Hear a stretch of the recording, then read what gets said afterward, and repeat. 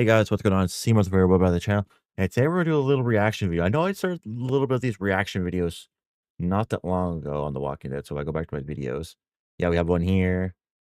We have rankings. Because the last video we did was where reacted to the video we were all wrong about Ben, which was right here. Same that posts the same video as one we're gonna be watching, which is the Forgotten Secrets of the Cabin Group in The Walking Dead.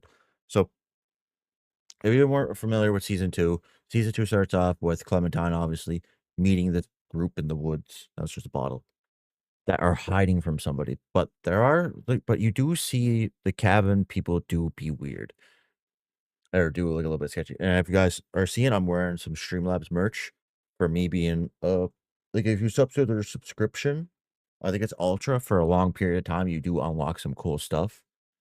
If I go here and I go here, should load. Should load, should load, should load, should load. And you go to All Stars, like it's their subscription. I'm trying to get rid of that. So I have already redeemed the shirts. I don't know what that is, but I did redeem the hat, and then I redeemed the hoodie. So next year when I get it unlocked, I'll get the another shirt, which I believe I already have. So this is like from stream like bunch of like how you get like things and stuff like that. So I got a hat and then I got the hoodie. The hoodie arrived today. I messaged them because I thought the hoodie may have got lost in transit or something. But it did come today, so that's pretty good. It's gonna drink pop here. So and how this works is I'm gonna watch this video from my memory of playing The Walking Dead. Obviously, The Walking Dead is my favorite franchise of all time to play. And there's obviously lots of stories about these characters. Like, look, this guy just released a video. Like, he's just doing like all these videos. So this is good. That I get to watch him, obviously. If you want to go check him out, go check out Joshua TX1 or no I. So let's just jump right into the video. Oh wait, I gotta make sure it's sorry if you're seeing this because I mute the outputs here. Since its release in late 2013, The Walking Dead Season 2 has been surrounded by many theories. From Carlos and Rebecca to Luke, fans have long speculated about the secrets they may have kept from Clementine, and whether those secrets explain why Carver hunted them so relentlessly. Buckle up, because some of these are genuinely insane, and I guarantee you won't see them coming.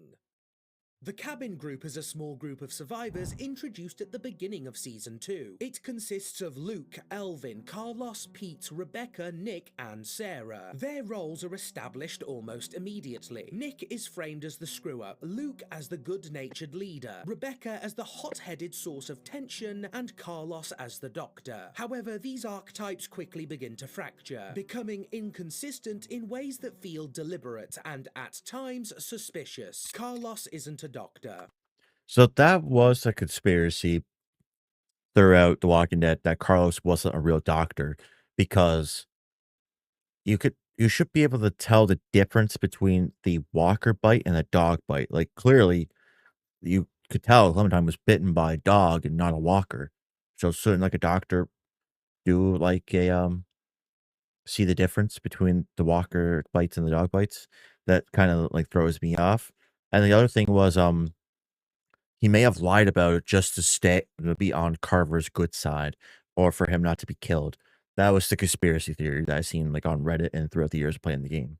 Let's start with the most obvious theory, Carlos being a fake doctor. The most cited evidence is his inability to distinguish between a human walker bite and an animal bite, Point proven. despite the clear differences in jaw size, tooth structure, and force required. For someone claiming medical training, that mistake is hard to excuse. His handling of Sarah only deepens the suspicion. Sarah, who is widely believed to be autistic, is treated in ways that feel not just outdated, but actively damaging. Carlos isolates her, locks her alone in a bedroom, avoids social interaction, and denies her access to peers her own age. Any medical professional with even basic psychological training would recognize this as counterproductive. Instead of gradually helping Sarah develop coping mechanisms, emotional resilience, and survival skills, Carlos shelters her completely.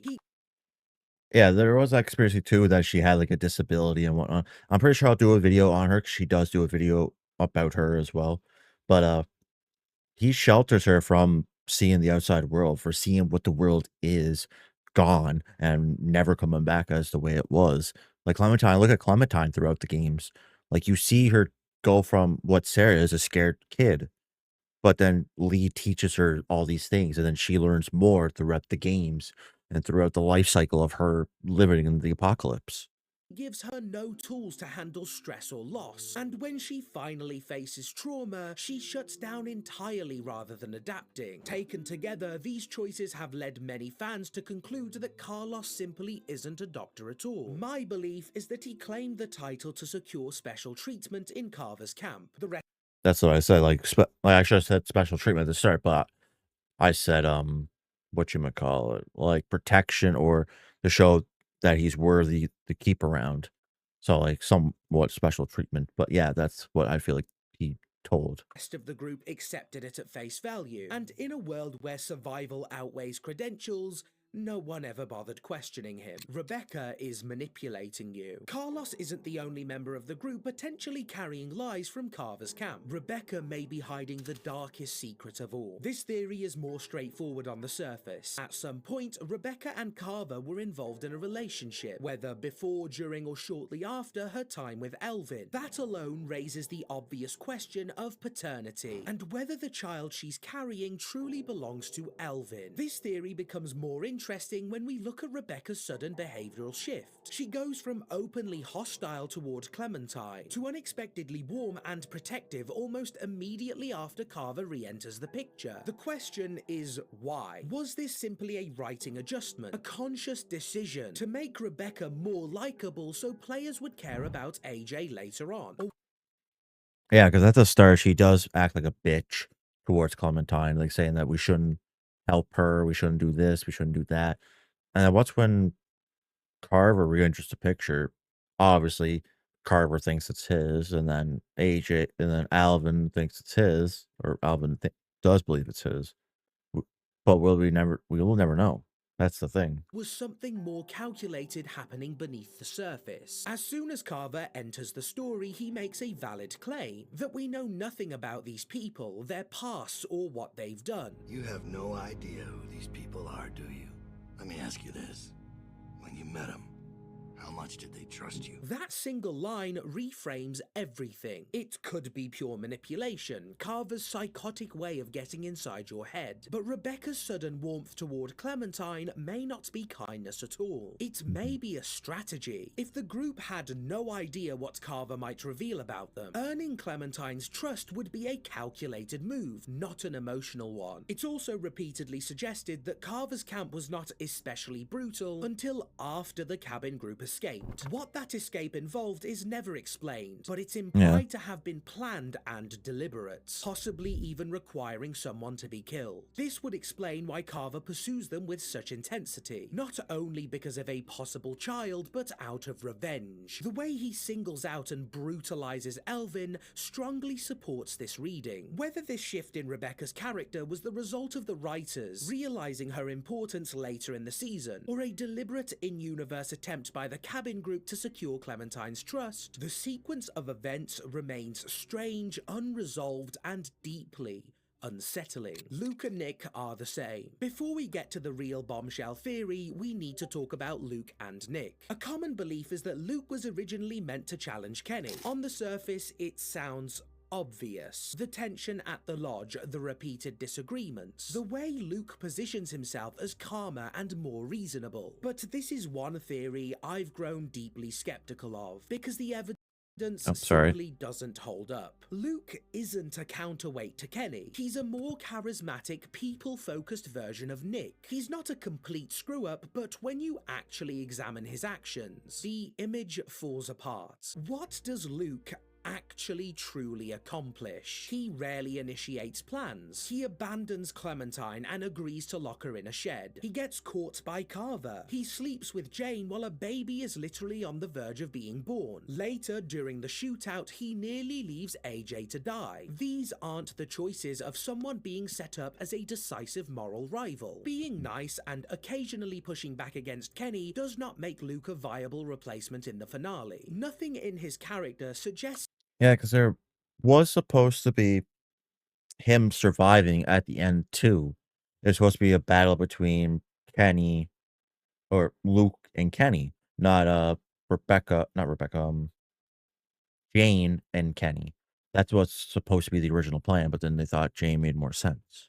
that he has the confidence or authority to truly oppose Kenny. The idea that the ending was swapped from Luke to Jane on a whim simply doesn't align with who Luke actually is. So no, I don't believe Luke was ever meant to face Kenny, and I don't buy the idea that his role was changed because of odd fan behavior. Luke's true function within the cabin group is to mirror Nick. They both make mistakes just as frequently, but Luke is more likable, more sociable, and far better at managing how others perceive him. Nick is hot-headed, withdrawn, and openly unstable, while Luke presents himself as calm and approachable. The difference isn't competence, it's charisma. The real takeaway from Luke's character is that people are willing to overlook repeated failures as long as you are reasonable and easy to be around. Luke exists to expose that bias. These two characters are so interchangeable that early development models even had Luke wearing Nick's hat and Nick wearing Luke's shirt, subtly foreshadowing how closely their roles were meant to mirror one another. Pete was a traitor, and now we arrive at the most unhinged theory of them all. One largely lost to time, and one I doubt most of you have ever heard. It originated from a user named Davison's on the Telltale forums back in 2017. The claim is simple but insane. Pete was a traitor working for Carver. Let's walk through the evidence first and then decide whether this holds any weight or if it's simply a bold stretch. The theory begins with a single idea. Pete believed Rebecca's baby would ultimately be safer at House than surviving in the wild. However, rather than outright opposing the escape, he agreed to go along with it under one condition: that he would keep tabs on Rebecca for Carver. In this reading, Pete becomes a well-intentioned traitor, convinced he's doing the lesser evil. Pete's behavior within the group is undeniably strange. He is consistently neutral, rarely taking firm sides, and often repeating information rather than asserting opinions. It almost feels as though he's observing rather than leading, gathering information while staying out of the spotlight. Here's where the theory makes its biggest leap. It suggests Pete had access to a radio taken from House. One of the bedrooms in the cabin is locked, and when Pete dies, no radio is found on his body. The implication is that it was hidden inside that room. The strongest part of the theory, however, is the timing. Once Pete dies, any flow of information to Carver would have stopped. Shortly after, Carver finally appears at the cabin to see what went wrong. When he does, he seems oddly calm and almost familiar with Clementine. If Pete had already told Carver about a new girl staying with the group, this interaction suddenly makes more sense. It would also explain how Carver was able to track them down so quickly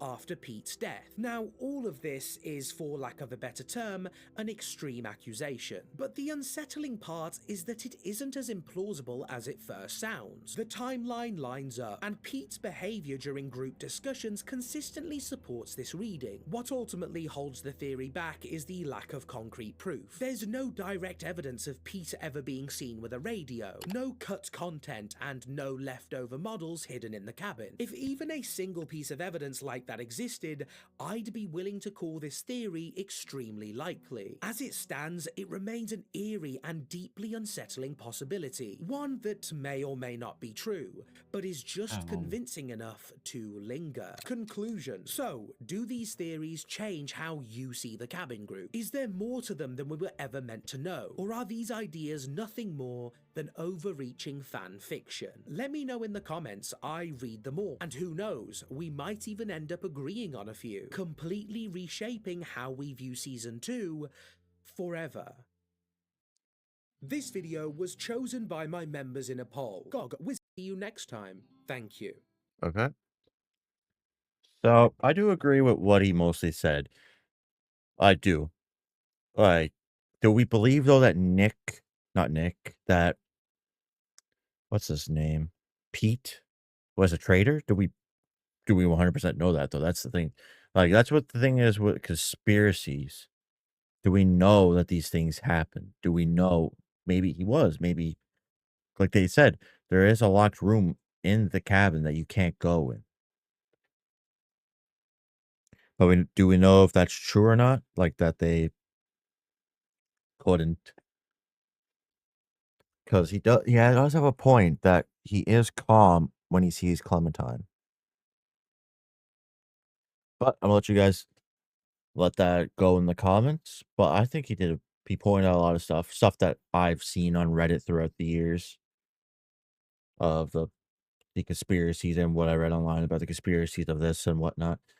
So probably the next video I'm gonna do is probably the canon choices of The Walking Dead season 1. Because I want to see what, obviously my choices were bland and whatnot. My choices were pretty simple. But guys, hope you guys enjoyed this video. If you guys did, please leave a like. Want to see more? Hit the subscribe button, hit the notification, go live, post video. See you guys.